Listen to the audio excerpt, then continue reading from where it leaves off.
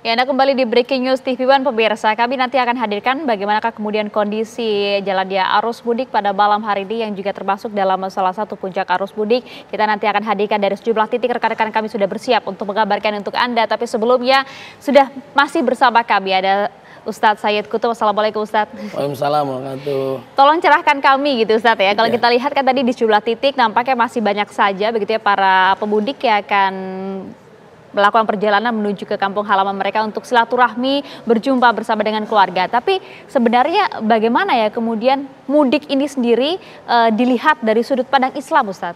Ya baik, ini mudik luar biasa ya.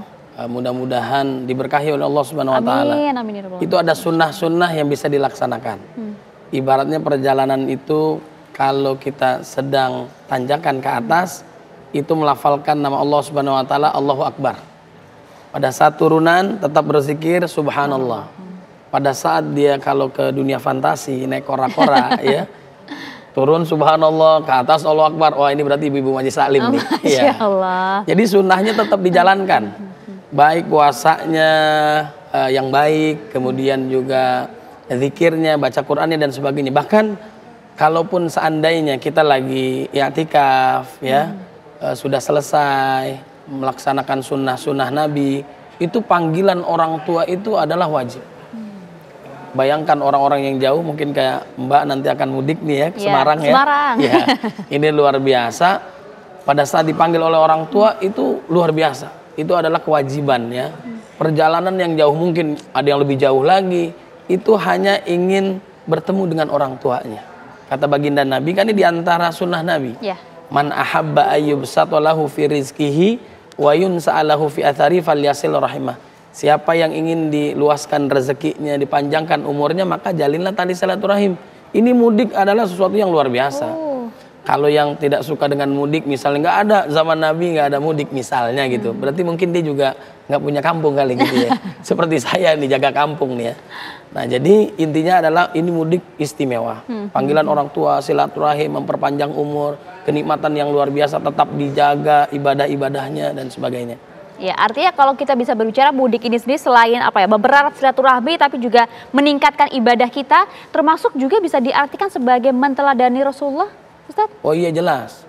Jadi baginda Nabi itu sangat senang ya saat berjumpa dengan sahabatnya. Sahabatnya kalau ngelihat Nabi itu seperti bulan purnama, meningkat amal solehnya, kemudian makin taat kepada Allah Subhanahu Wa Taala. Ini kan banyak guru-guru kita yang mudik. Sangat dinantikan oleh jamaahnya, sangat dinantikan oleh warganya, keluarga besarnya. Bahkan ada orang yang sangat soleh itu baru kita lihat auranya saja, itu mempunyai daya tarik buat kita untuk semakin dekat kepada Allah Subhanahu Wa Taala. Ini luar biasa. Luar biasa sekali. Tapi kalau boleh gitu Ustadz ya, kita kemudian mengambil sedikit gambaran yang biasanya terjadi pada saat mudik itu, ada sejumlah masyarakat yang justru mudik dijadikan sebagai ajang flexing gitu Ustadz ya, pamer begitu ya. Bagaimana kemudian kiprahnya, karirnya selama ini di ibu kota misalnya, kemudian juga bahkan ada yang sampai harus menyewa kendaraan, bahkan juga marak kemarin penyewaan handphone begitu Ustadz untuk itu tadi ajang flexing. Bagaimana kita memaknai hal ini ya Ustadz? Ya. Kalau kita lihat dari hasil tadi ya, sidang isbat ini istimewa, bahagia kita semua. Masya Allah ya. Indahnya kebersamaan, mudah-mudahan terus berlanjut. Ini luar biasa, contoh lah Indonesia ini ya. Nah kemudian kita melihatnya itu dengan rahmat Mbak. Apa namanya, walaupun memang itu kurang baik ya, misalnya bisa ria, ujub, bangga diri dan sebagainya, flexing. Nah kalau kita melihat dengan kacamata rahmat, indahnya kebersamaan ya dengan rakyat, pemerintah dan sebagainya, menurut saya kita coba melihatnya dengan kebaikan. Nah, itu mungkin bisa jadi ini apa namanya motivasi dia untuk semangat berbagi, semangat apa namanya mencontohkan yang baik-baik dan sebagainya. Kenapa? Bahkan kata ulama begini, saatnya Anda ini untuk menyebarkan di media sosial Anda itu tentang ibadah Anda, tentang kebaikan-kebaikan Anda. Ya? Contohnya gitu. Kenapa? Kita udah selalu ditutupi dengan kemaksiatan terus-menerus di media sosial dan sebagainya, akhirnya hilang kebaikan. Kenapa kita nggak mudik atau kita sodakoh, tanda kutipnya, dikasih lihat orang lain? Supaya apa? Isinya adalah kebaikan-kebaikan. Pengingat. Wah, pengingat, semangat. Ya sisi lain ya, maksud saya ini bukan masalah ria, ujub, bangga diri, ini motivasi. Kita semangat mau pulang kampung, ini sukses. Kemudian juga saya mau sodakoh, ini kebaikan. Jadi isi yang dalam media sosial kita adalah kebaikan. Kita tebarkan kebaikan-kebaikan. Jadi jangan hanya kita ngelihatnya dengan pesimis, keburukan dan sebagainya. Saya yakin mudah-mudahan hati-hati mereka setelah menunaikan ibadah puasa ini, saya yakin bagus. Itu dia. Jadi tergantung bagaimana kemudian kita cara melihatnya, Ustadz ya. Ya. Husnuzon terlebih dahulu tuh ya. Tapi kan namanya manusia ya, Ustadz ya. Tidak luput dari rasa khilaf gitu ya, Ustadz ya. Bagaimana kemudian kita pada saat khilaf gitu ya, Ustadz ya. Misalnya melihat hal-hal yang kurang baik atau kemudian terucap juga perkataan-perkataan yang tidak seharusnya, apa yang kemudian harus kami lakukan begitu Ustadz ya sebagai pengingat kita? Ya, jadi kalau kita memang udah hasilnya orang bertakwa, tadi kan kepada Allah bagus, kepekaan sosialnya bagus, perasaan hatinya juga jernih. Bukan hanya pakaiannya suci dari najis, tapi hatinya juga bersih. Ini luar biasa. Ramadan momentum kita udah bersih hati, jangan dikotori.